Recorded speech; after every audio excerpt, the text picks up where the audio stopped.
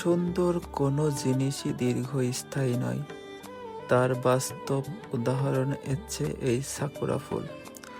জাপানের এই সাকুরা ফুল অনেক সুন্দর এবং এটা ফোটে সাধারণত মার্চ থেকে এপ্রিল মাসের মাঝামাঝি সময়। কিন্তু সবচেয়ে দুঃখের বিষয় হচ্ছে কি, এই ফুলটা বেশি দিন স্থায়ী থাকে না।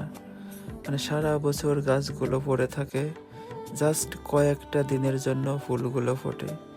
এই ধরুন এক সপ্তাহের মধ্যে এটা ফোটাও শেষ এবং ঝরে পড়াও শেষ।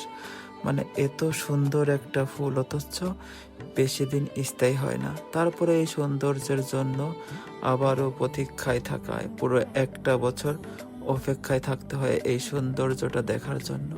তো মানুষের জীবনেও এরকম যে অনেক সুন্দর সুন্দর জিনিস আছে যে দীর্ঘস্থায়ী হয় না, তারপরেও মানুষ সেই সুন্দর জিনিসটার জন্য আবার প্রতীক্ষায় থাকে, আবার সেগুলোর জন্য অপেক্ষা করে।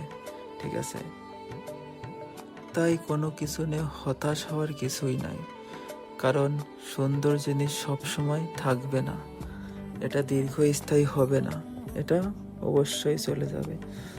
তবে আল্লাহ চাইলে আবারও সেই সুন্দর মুহূর্তটা ফিরে আসবে, সেই প্রতীক্ষায় থাকতে হবে।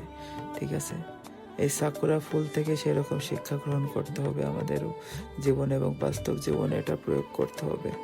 শুধু একটি বারের জন্যই সৌন্দর্য উপভোগ করব তা না, আমরা প্রতিনিয়তই সৌন্দর্য উপভোগ করব, সেরকম মন মানসিকতাই আমাদের ধরে রাখতে হবে।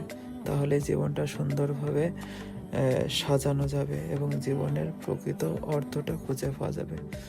সো সবাই ভালো থাকবেন, দোয়া করবেন যাতে আমিও ভালো থাকি। আল্লাহ হাফেজ।